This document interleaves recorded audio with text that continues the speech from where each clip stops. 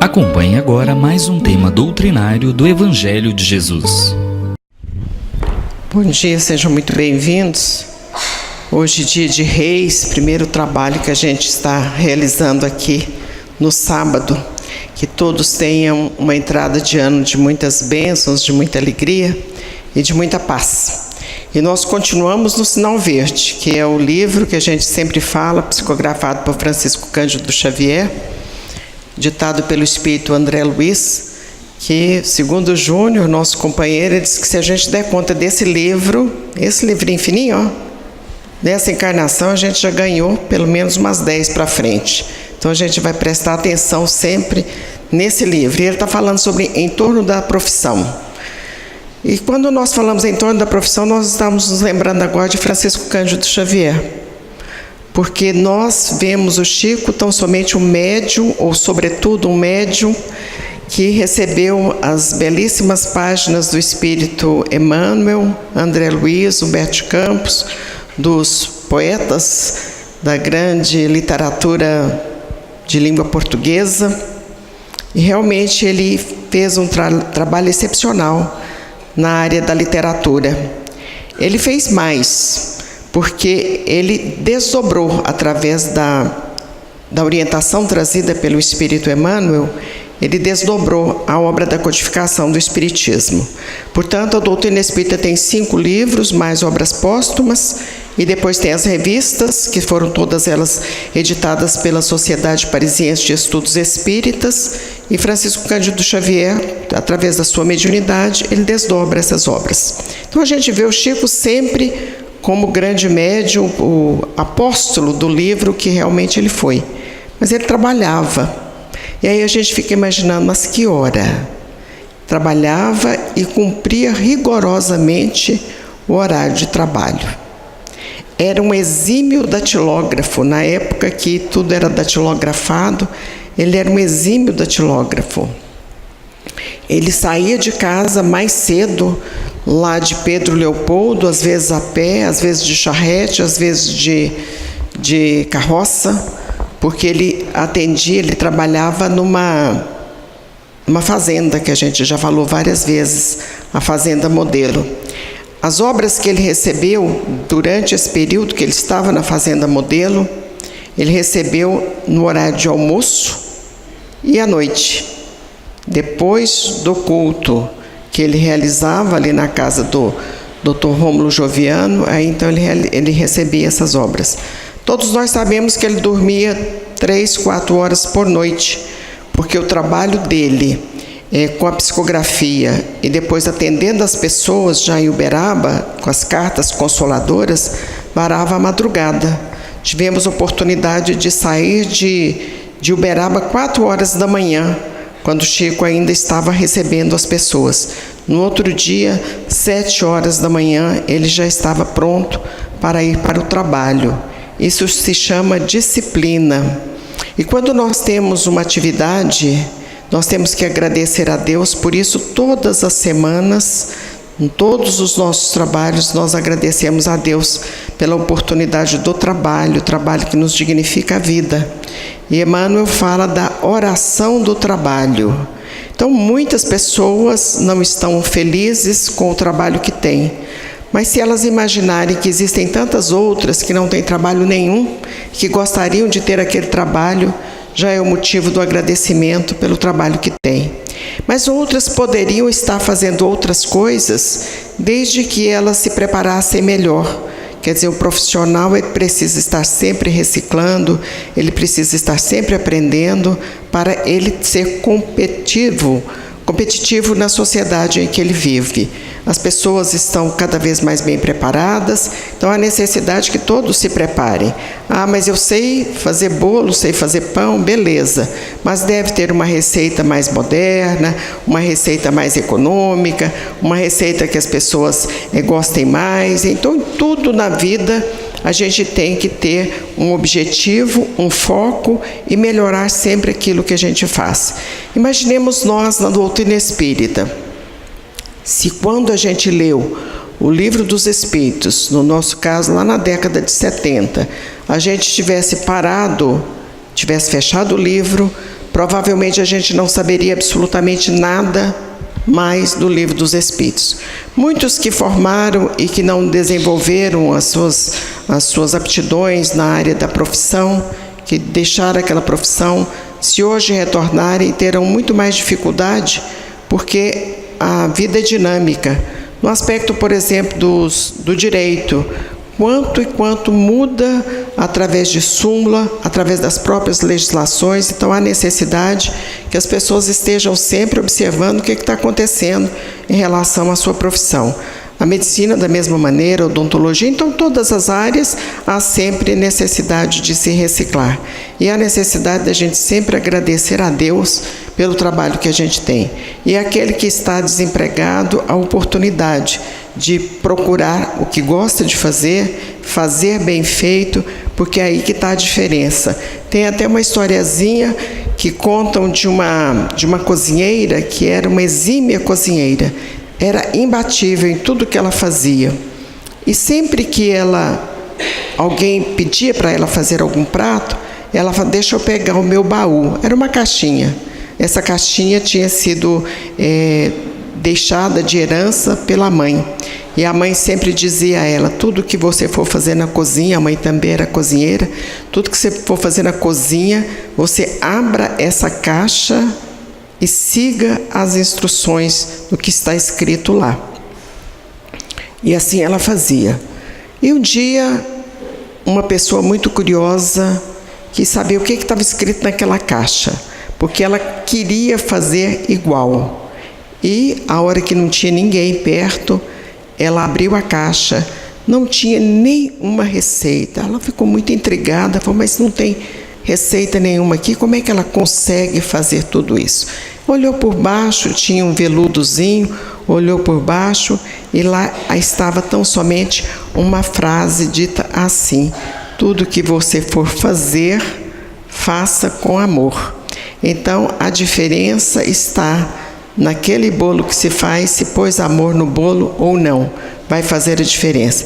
Em qualquer atividade que nós formos trabalhar, se a gente colocar amor, vai fazer a diferença.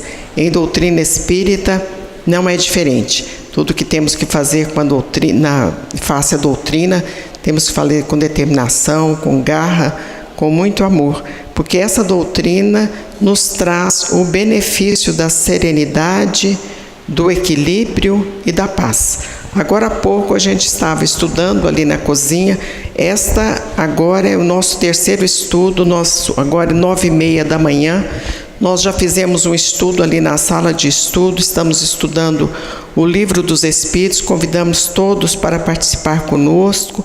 É um trabalho muito interessante, ele começa às 7h15, todos os sábados. Nós estamos na questão 171 do Livro dos Espíritos. Terminamos hoje essa questão 171 do Livro dos Espíritos. Porque às vezes as pessoas têm dificuldades de estudar sozinhas, então a gente vem para cá, convive uns com os outros, recebemos as energias desse local muito especial e aprendemos a doutrina espírita. Nós saímos de lá às 8h e fomos para a cozinha estudar com a turma que está fazendo a sopa. E lá nós estamos vendo a conclusão do Livro dos Espíritos. Estamos terminando o Livro dos Espíritos lá no estudo da cozinha. E lá falava exatamente nessa conclusão a importância de conhecermos o Espiritismo, porque ele nos traz equilíbrio, nos traz paz, nos traz alegria ao nosso coração. Então é o que nós estamos querendo na vida e a doutrina espírita está nos ofertando. Nos oferta tanto que trouxe o Evangelho segundo o Espiritismo. Estamos estudando o capítulo 14, a ingratidão dos filhos e os laços de família. A lição foi lida parcialmente, é uma lição belíssima que merece ser conferida em casa, porém ela é longa. E essa mensagem foi trazida pelo Espírito Santo Agostinho. Santo Agostinho é um dos doutores da Igreja, considerado um dos doutores da Igreja Católica, é um teólogo. Ele nasceu em 354. Portanto, no início do cristianismo, no século IV da era cristã. E no início, ele tem uma dificuldade com relação à própria religião. No caso, o catolicismo, que já estava se tornando religião oficial do Império, logo se tornaria a religião oficial do Império. Ele tem dificuldade porque ele era maniqueísta. O que é isso? É uma filosofia persa, hoje Iraque, que vai falar que o mundo é dominado pelo bem e pelo mal. Era isso ao que ele acreditava. Mas ele era um professor de retórica, ele nasceu na África romana e ele é filho de Santa Mônica. O pai dele era um patrício e ele teve dificuldades com relação à família, porque o pai, sendo patrício, já discriminava certas situações próprias do que viria a ser o cristianismo. O nome já estava inserido o cristianismo, mas ainda estava naquela fase de transição para se tornar, como disse, a religião oficial do Império Romano. Ainda não era. E ele então tinha essas dificuldades. O pai era muito perdido, muito envolvido com as coisas da própria matéria, e a mãe já era cristã e muito religiosa, tanto é que se chama Santa Mônica, uma das santas da Igreja Católica. E ela orava muito, porque ela ficava muito preocupada com o filho. Ela achava que ele não estava bem encaminhado na vida, para nos mostrar a importância da oração intercessória, oração de mãe. Então ela orava muito, pedia muito a Deus para dar um bom encaminhamento para o filho. E ele se tornou santo, olha só, a força da oração dela, ele se torna santo. Ele, com muita propriedade, vai falar sobre a família, porque teve algumas dificuldades relacionadas à própria família. Mas existe um fato muito importante na biografia de Santo Agostinho. A data de Santo Agostinho é 28 de agosto. Foi a data do desencarne dele. Os que já estudaram em colégios agostinianos, como eu estudei, sabem que 28 de agosto é uma data muito especial para os agostinianos, que comemora-se a data de Santo Agostinho. E ele estava num determinado lugar, ele ouviu uma voz. E a voz dizia a ele: toma e lê.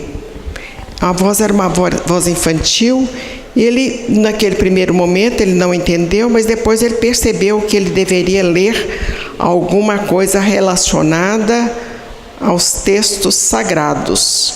E ele foi procurar em Paulo de Tarso, porque como ele era muito preparado, ele logo fez uma ligação. Paulo de Tarso, doutor dos judeus, grande apóstolo dos gentios, foi procurar em Paulo de Tarso. E ele achou em Romanos. E olha o que ele leu. Romanos 11, 13. Comportemo-nos honestamente, como em pleno dia, nada de orgias, nada de bebedeiras, nada de desonestidades, nem de soluções, nada de contendas, nada de ciúmes.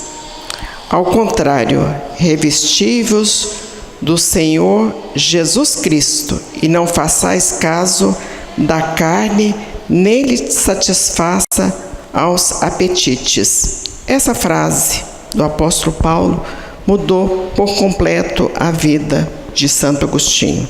Ele se torna bispo de Hipona, na África também. Ele nasceu na África, na Argélia. E depois ele traz muitos e muitos ensinamentos.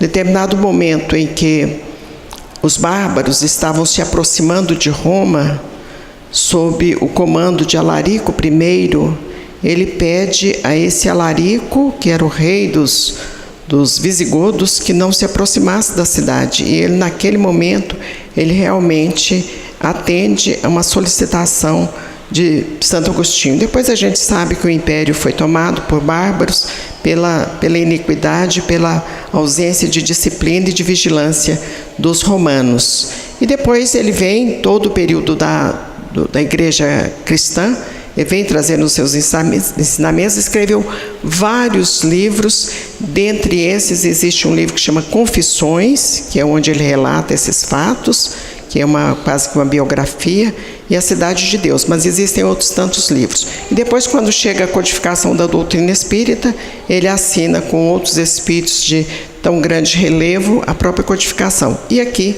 ele está falando de ingratidão de filhos. E a ingratidão de filhos é algo que existe assim recorrente na história da humanidade. Tanto é que Jesus também se preocupou com isso. E ele, quando se preocupa, ele conta a parábola do filho pródigo. E nas palavras do Haroldo Dutra, ele diz que a parábola deveria ser a parábola dos 2 filhos perdidos. Porque a gente fica muito preocupado. Tem o filho pródigo aí? Vamos colocar o filho pródigo aí, por favor.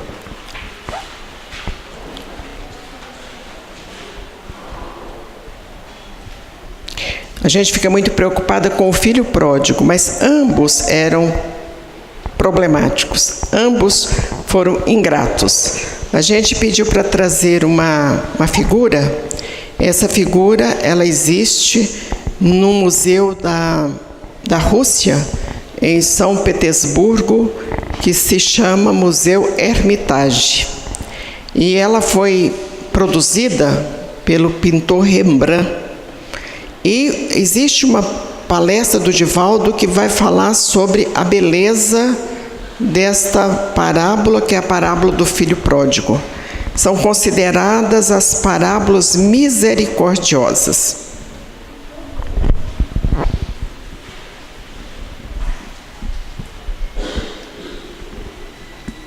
É tão somente uma figura que a gente vai mostrar ali.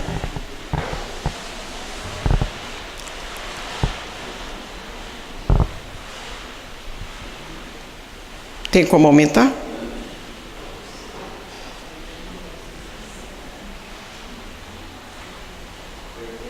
Se nós não conseguirmos, a sugestão é que... Se nós não... Esse que está ajoelhado é o filho pródigo. O outro é o pai que o recebeu. Mas é tão somente isso, essa figura que a gente tem. Como disse, ela está no Museu Hermitage, em São Petersburgo, na Rússia. Esse museu é um palácio que foi edificado pela czarina ou pela rainha Catarina a Grande, e que só tem obras desse nível. Mas talvez esse filho pródigo pode, porque esse aí não vai entrar não, por favor. Era só a foto mesmo. Pode fechar. E o que vai contar essa parábola? O que conta essa parábola? Era um rapaz, filho caçula, onde existia um outro filho, portanto 2, o primogênito e o filho caçula. Um pai, numa cidade que devia ter 100 pessoas, num vilarejo que devia ter 100 pessoas. Esse filho, num processo de ingratidão, ele pede ao pai que entregasse os bens que lhe pertenciam, que ele achava que lhe pertencia, porque ele ia correr mundo. Ele queria viver a vida. Então, naquele momento, ele estava sendo ingrato, porque primeiro ele pediu uma herança que ainda não lhe era devida, trazendo um transtorno àquela família, porque tinha que dividir os bens. Segundo, ele não imaginou assim: nossa, meu pai com mais idade poderá precisar de mim. No entanto, ele, no sentimento egoísta, ele falou que ia correr mundo. Isso no Oriente, e nós estamos falando de Oriente Médio, que passa em Israel, essa história, era uma falta gravíssima, porque o ocidental, que somos nós, é que a gente não tem assim muito apreço pelas pessoas mais velhas. Muitos acham os mais velhos enfadonhos, chatos, dependentes e outras coisas mais. Então, as pessoas mais jovens, talvez elas se esqueçam que também ficarão mais velhas. Se não houver outra opção de vida, elas vão chegar à velhice também. E aí elas evitam aquelas pessoas mais velhas. Isso é cultura ocidental, de onde nós estamos. A cultura oriental é diferente. O filho, por exemplo, até hoje, se ele é um profissional de destaque e ele tem que fechar um negócio, ele vai lá, antes de fechar o negócio, pedir a bênção do pai. Até hoje é assim que se funciona.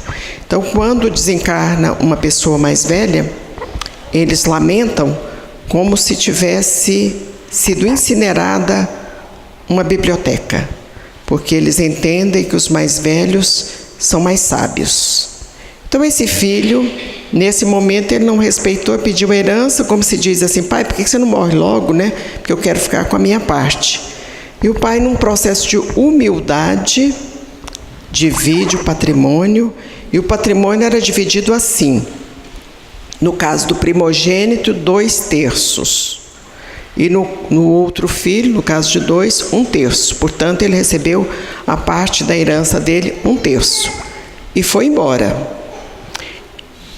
E gastou tudo que tinha, porque quando a pessoa tem dinheiro, ela tem muitos amigos, muitas festas, muitos presentes, muitas coisas de ordem imediata, gastou tudo que tinha. Quando ele vê que ele já não tem mais nada, ele imagina assim: tem que arrumar um emprego, tem que arrumar alguma coisa para eu fazer. Pediu um conhecido para arrumá-lo, para ajudá-lo a arrumar um emprego. E o conhecido arruma um emprego para cuidar de porcos. Outra situação indigna, porque o judeu, ele não come porco, ele acha que o porco é um animal imundo, não cria porco na terra de Israel. Ele ia cuidar de porco. Então ele já viu que aquilo ali estava afrontando o Deus deles, no caso Jeová. Mais grave, não tinha comida. Ainda não tinha lá a CLT, não tinha comida. E às vezes ele via o porco comendo aquelas vagens, que era uma vagem amarga, e ele imaginava: nem isso eu tenho. E quando ele já estava numa fase de grande desesperação, ele se lembrou do pai. E quando ele lembra do pai, ele diz assim: vou voltar e vou pedir o meu pai para arrumar um emprego para mim, porque ele já tinha, a herança já tinha ido, ele já não se considerava mais como filho. Vou pedir meu pai para arrumar um emprego para mim. Tem muitos empregados, lá todos comem, todos dormem bem, eu vou pedir para ele arrumar um emprego para mim.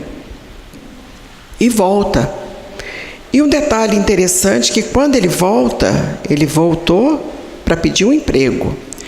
O pai observa que ele está voltando, portanto o pai estava esperando.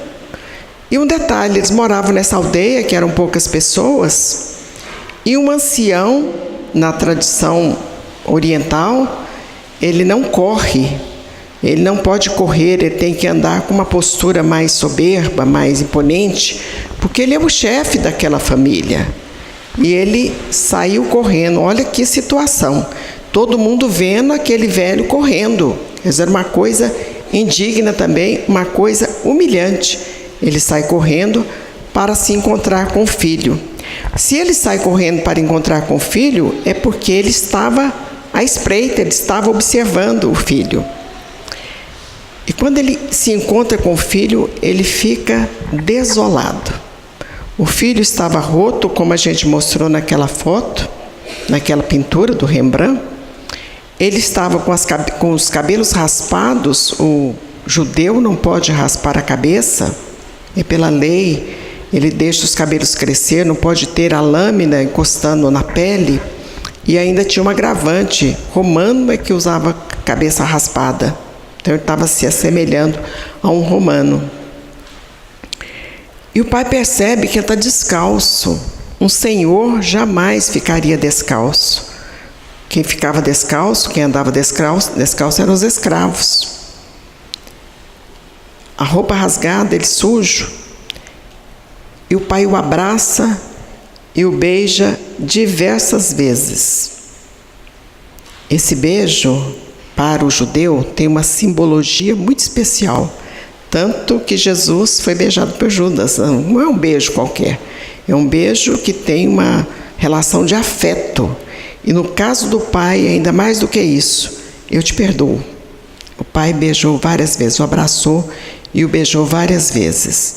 Mandou buscar os calçados, mandou buscar o manto para dizer: você é meu filho, você faz parte da minha família, você é o proprietário dessa terra.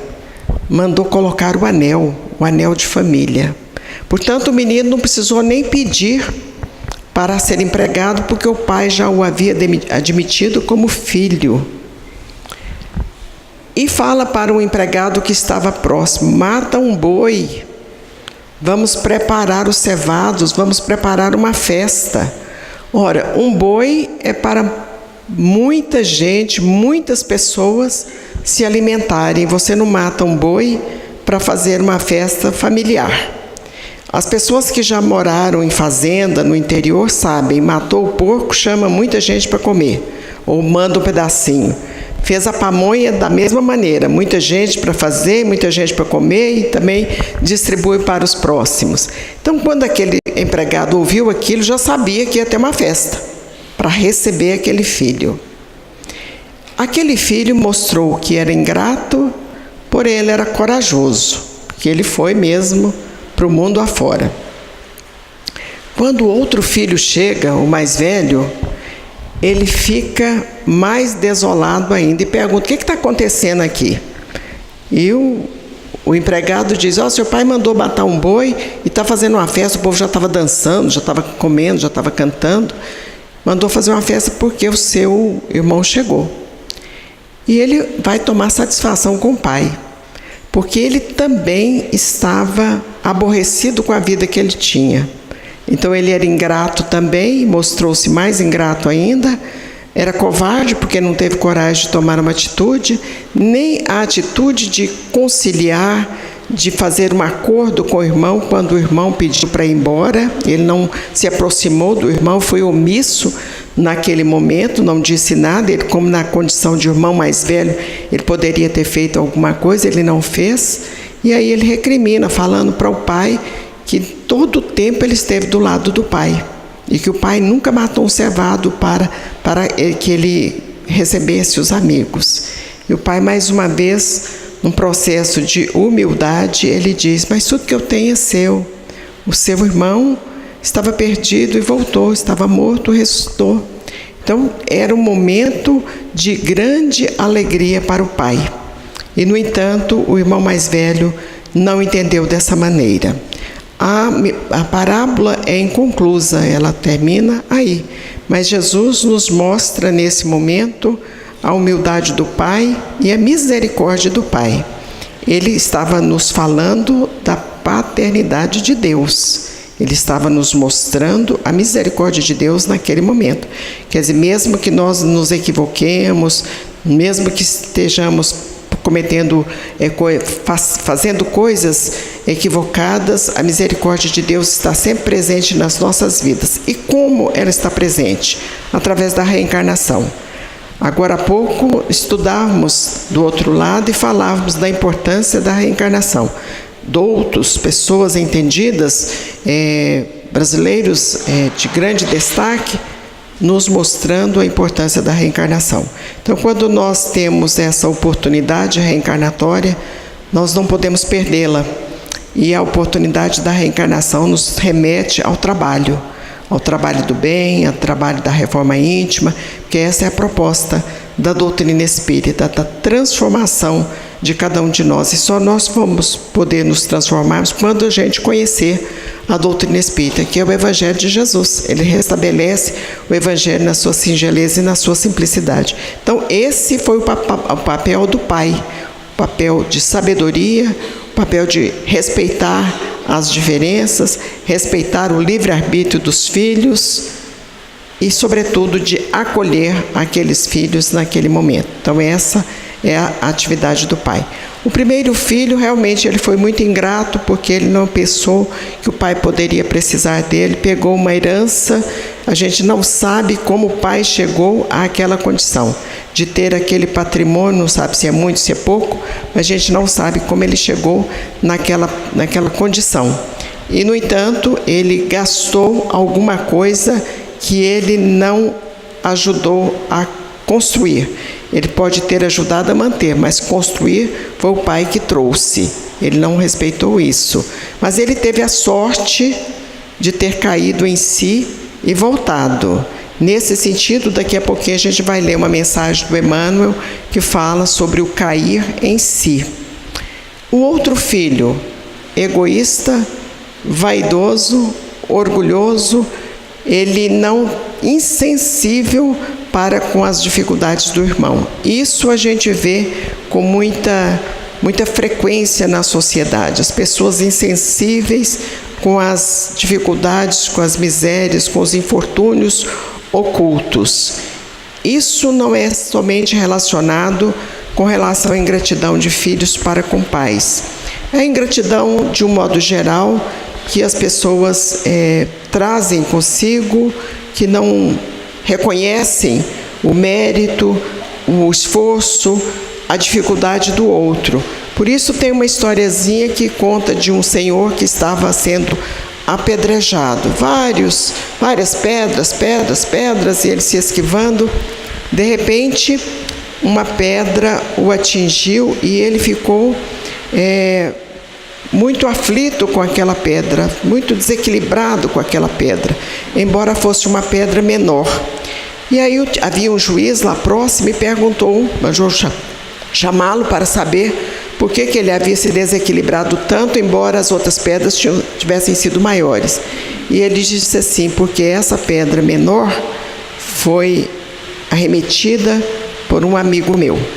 Então, ele sentiu mais porque era uma pessoa que convivia com ele, que comia na mesma mesa e que havia arremetido essa pedra num processo que ele havia ajudado muito e essa pessoa havia sido ingrata com ele. Foi o que aconteceu também com Jesus, a ingratidão de Judas e de tantos e tantos ingratos ao longo da história universal. E ele está sempre aí nos auxiliando, nos amparando de alguma maneira. Então tem ingratidão de filhos, tem ingratidão de pais, tem ingratidão de amigos, tem ingratidão de colegas. Esse é um assunto recorrente na sociedade e que a gente tem que ter o cuidado de respeitar o outro, admitir que o outro, naquilo que ele faz bem, não temos a inveja daquilo que o outro faz. Tem um livro do Humberto de Campos que se chama Brasil, Coração do Mundo, Pátria do Evangelho. O prefácio do livro, assim como outros tantos livros, foram prefaciados pelo Espírito Emmanuel, que é o responsável pela obra literária de Francisco Cândido Xavier. E ele diz assim, que aquele livro estava sendo editado da lavra, quer dizer, da autoria do Humberto de Campos, porque em matéria de história do Brasil, ele sabia muito, ele era um doutor em história do Brasil. Quer dizer, o Emmanuel enaltecendo a figura do Humberto de Campos, sendo que ele, Emmanuel, também tem as condições de trazer as mesmas histórias, se considerarmos que ele é Padre Manuel da Nóbrega, o evangelizador do Brasil. Então, ele conhece a história do Brasil da mesma maneira que Humberto de Campos a conhece.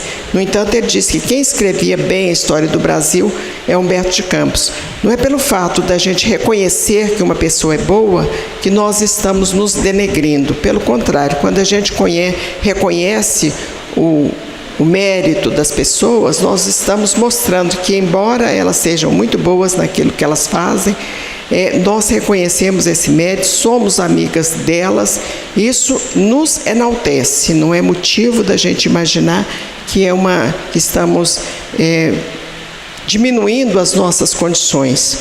Tanto que quando a gente exalta outras religiões, e quando nós fazemos isso, fazemos do fundo da alma, e nós continuamos espíritas, nós queremos dizer o seguinte: essa é muito boa, essa outra também é, mas eu continuo na doutrina espírita porque ela responde às minhas inquirições. responde às minhas perguntas. Por isso, eu continuo na doutrina espírita. Então, não é o fato de denegrirmos, de falarmos mal de outras crenças, de outros partidos políticos, de outros times de futebol, que nós vamos melhorar o nosso. A gente vai melhorar o nosso quando a gente realmente realizar um bom trabalho. E bom trabalho é esse que a gente faz com dedicação, com carinho e amor. Quando nós realizamos isso, nós realmente estamos no caminho do sucesso. Mas para que isso aconteça, é necessário que a gente caia em si. E foi nesse sentido que o Emmanuel, nesse livro que se chama Pão Nosso, é um livro de mensagens, um livro que deve ser lido, sobretudo durante o culto no lar, sobretudo durante as realizações das orações que nós fazemos na nossa casa. E vamos ver o que ele, Emmanuel, escreve no capítulo 24 desse livro. Filhos pródigos. E caindo em si, nós vimos que ele caiu em si, estava lá passando fome, e chegou à conclusão que ele tinha que voltar para a casa do pai. Caindo em si, disse: quantos jornaleiros de meu pai têm abundância de pão, e eu aqui pereço de fome. Lucas 15, 17. Examinando-se a figura do filho pródigo, toda a gente idealiza um homem rico, dissipando possibilidades materiais nos festins do mundo. O quadro, todavia, deve ser ampliado, abrangendo as modalidades diferentes. Os filhos pródigos não respiram somente onde se encontra o dinheiro em abundância. Acomodam-se em todos os campos da atividade humana, resvalando de posições diversas. Grandes cientistas da Terra são perdulários da inteligência, destilando venenos intelectuais indignos das concessões de que foram aquinhoados. Artistas preciosos gastam, por vezes, inutilmente a imaginação e a sensibilidade em aventuras mesquinhas, caindo, afinal, nos desvãos do relaxamento e do crime. Em toda parte, vemos os dissipadores do bem, de saber, de tempo, de saúde e de oportunidade. Oportunidade também, né? São eles, contemplando os corações simples e humildes em marcha para Deus, possuídos de verdadeira confiança, exprime-se enorme angústia de inutilidade e, distantes da paz íntima, reclamam desalentados. Quantos trabalhadores pequeninos guardam o pão da iniquidade, enquanto a fome de paz me tortura o espírito?